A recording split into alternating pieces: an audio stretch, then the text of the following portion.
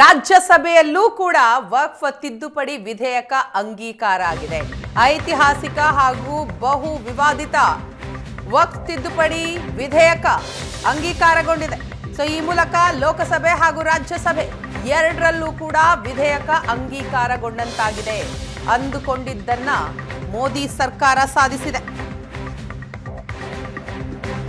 ವಕ್ಫ್ ತಿದ್ದುಪಡಿ ಮಸೂದೆಗೆ ರಾಜ್ಯಸಭೆಯಲ್ಲೂ ಅಸ್ತು ತಡರಾತ್ರಿ 1:45ರ ಸುಮಾರಿಗೆ ಚರ್ಚೆಯ ಬಳಿಕ ಅಂಗೀಕಾರ ಆಯಿತು. ರಾಜ್ಯಸಭೆಯಲ್ಲಿ ಸುಮಾರು 13 ಗಂಟೆಗಳ ಕಾಲ ಈ ಕುರಿತಾಗಿ ಚರ್ಚೆ ಆಯಿತು. ಮೋದಿ ಸರ್ಕಾರದ ಅತಿ ಹೆಚ್ಚು ಚರ್ಚೆಗೆ ಒಳಪಟ್ಟಂತಹ ಯಾವುದಾದರೂ ಮಸೂದೆ ಇದೆ ಅಂತಂದ್ರೆ ಅದು ವಕ್ಫ್ ತಿದ್ದುಪಡಿ ಮಸೂದೆ. ಐತಿಹಾಸಿಕ ಕ್ಷಣಕ್ಕೆ ಸಾಕ್ಷಿಯಾದಂತಹ ಈ ಬಾರಿಯ ಅಧಿವೇಶನ, ಸಂಸತ್ ಅಧಿವೇಶನ, ಮತದಾನದ ಮೂಲಕ ರಾಜ್ಯಸಭೆಯಲ್ಲಿ ಮಸೂದೆಗೆ ಅಂಗೀಕಾರ ದೊರಕಿದೆ. ವಕ್ಫ್ ಸಮರದಲ್ಲಿ ಇಂಡಿ ಒಕ್ಕೂಟದ ವಿರುದ್ಧ ಗೆದ್ದಿದೆ ಎನ್ಡಿಎ ಮಿತ್ರಕೂಟ. ರಾಜ್ಯಸಭೆಯಲ್ಲಿ ವಿಧೇಯಕದ ಪರವಾಗಿ 128, ವಿರುದ್ಧವಾಗಿ 95 ಮತ ಚಲಾವಣೆಗೊಂಡಿದೆ. ಹಲವು ತಿದ್ದುಪಡಿ ಮಂಡನೆ ಆಗಿದೆ. ಲೋಕಸಭೆಯಂತೆ ರಾಜ್ಯಸಭೆಯಲ್ಲೂ ಕೂಡ ಮ್ಯಾರಥಾನ್ ಚರ್ಚೆ ಆಯಿತು. Motion regarding consideration of the Waqf Amendment Bill 2025 to vote. The question is that the Waqf Amendment Bill 2025 as passed by Lok Sabha be taken into consideration. Those in favor will please say aye. Those against will please say no.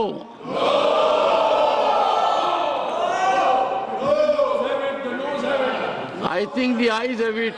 The ayes have it. The ayes have it.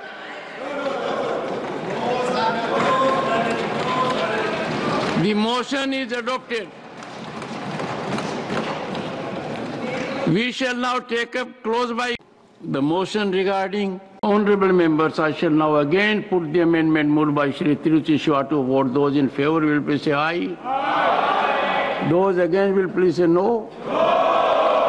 I think the noes have it, the noes have it, the noes have it. The amendment is negative. You seek division? Division, sir. Division.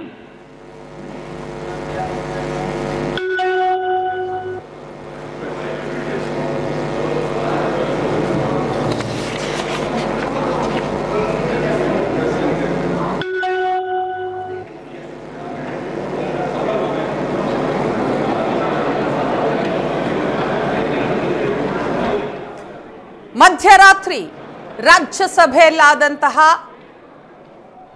ಮಸೂದೆ ಅಂಗೀಕಾರ ಸಂದರ್ಭದ ದೃಶ್ಯವನ್ನ ನೀವು ನೋಡ್ತಾ ಇದ್ದೀರಿ.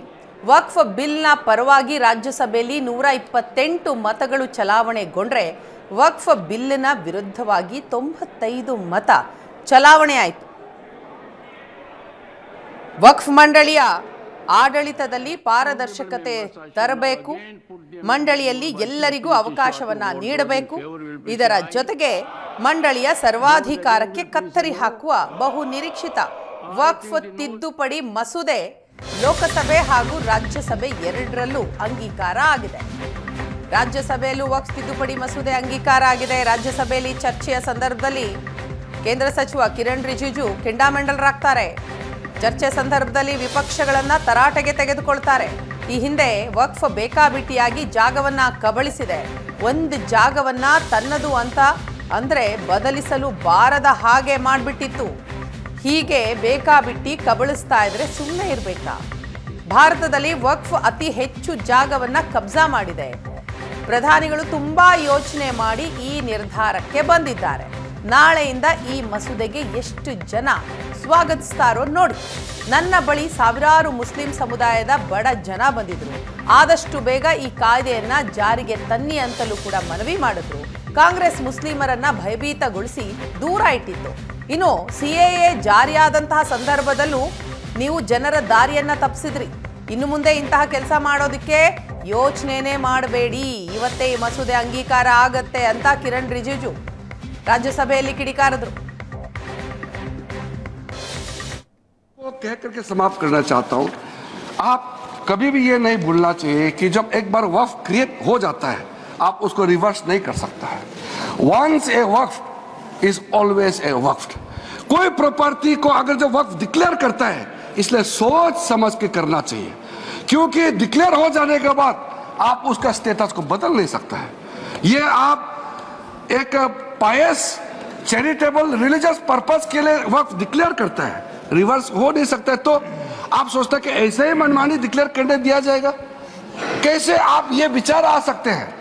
ऐसा प्रावधान जिसका irreversible status हो जाता है, तो ऐसा पोजीशन में आने से पहले अप्लाई करना पड़ता है हर तरीके, ताकि कोई चूक ना हो जाए। कितना गरीब लोग हैं मेरे पास में, अगर मैं आपको पूरा पढ़ के बताऊंगा, हजारों लोग डेलीगेशंस मेरे पास में आए, गरीब मुसलमान, पसमंदा के लोग, आगा कानिस के लोग, सुन्नी सिया, सब लोग आए। सबने कहा कि ये जो आप वक्फ अमेंडमेंट बिल लेके आ रहे हैं, उसको जल्दी से जल्दी पारित होना चाहिए, क्योंकि चंद लोग, मैं आपको आरोप नहीं लगा रहा हूं, लेकिन चंद लोग पूरा दुनिया का सबसे बड़ा प्रॉपर्टी, वक्फ प्रॉपर्टी को हिंदुस्तान में कब्जा करके रखा हुआ है। ये इल्जाम मेरे सामने में बताते हैं, तो क्या मैं मुख्य दर्शक बनकर रहना चाहिए? आदरणीय प्रधानमंत्री ने जब ये फैसला किया, बहुत ही सोच समझ के फैसला किया है। आप देखिए कल से इसका कितना स्वागत होता है, आप देखिए। इसलिए आप इतना हमको डराया बोलता है, मुसलमानों को डराया। हम मुसलमानों को नहीं डरा रहे हैं, आप डरा रहे हैं। आप डरा करके मुसलमानों को आप हमारे मुख्य धारा से बाहर करने का कोशिश आप कर रहे हैं। इसलिए मैं कहना चाहता हूं, जो सीएए का चर्चा हुआ था, तो जो सदस्य, चाहे सदन का सदस्य हो या बाहर के हो, जिन्होंने कहा था कि सीएए पास होने के बाद मुसलमानों का अधिकार छिन जाएगा, नागरिकता छिन जाएगा, अभी 2 साल होने को है, किसी एक मुसलमान का नागरिकता छीना है? तो आपने मिसलीड किया है, लेकिन किसी ने माफी नहीं मांगा। हम बड़ा दिल के साथ आपसे माफी भी नहीं मांग रहे आज, लेकिन और आगे गुमराह करने का कोशिश मत कीजिए। ये बिल तो आज पारित हो जाएगा और भविष्य में इससे किसी एक मुसलमान को नुकसान नहीं होने वाला है, बल्कि करोड़ों गरीब मुसलमानों का फायदा होने वाला है। इसलिए जितना भी सदस्यों ने इस चर्चा में भाग लिया, मैं आपको धन्यवाद देना चाहता हूं, सारे सदस्यों का अभिनंदन करना चाहता हूं। मिल करके नए सवेरे, नए दिन, नई उम्मीद के साथ हम लोग इतना देर रात तो काम किया है। देश वाला भी देखेंगे कि हमारा संसद सदस्य देर रात बैठ करके देश के लिए काम करता है। ये अच्छा संदेश यहाँ से जाएगा। मैं सब मेंबर को अनुरोध करता हूं कि इस बिल को पारित करने में जो भी आज गलती हो गया, आप लोगों ने जो भी कहा है, लेकिन बड़ा दिल दिखा के अच्छा काम के लिए सर्वसम्मति से सपोर्ट करने का मैं मांग करके अपना बात को समाप्त करता हूं।